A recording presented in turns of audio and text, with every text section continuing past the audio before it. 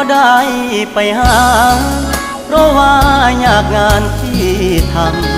ำบ่ได้ใจดำยังกึดน้ำตัวน้องคือเก่าบ่ได้เปลี่ยนไป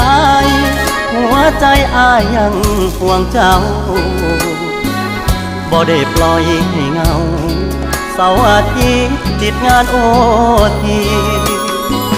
ได้แต่โทรหาน้องคงจะไม่ว่ากันบ่เคยเปลี่ยนพัน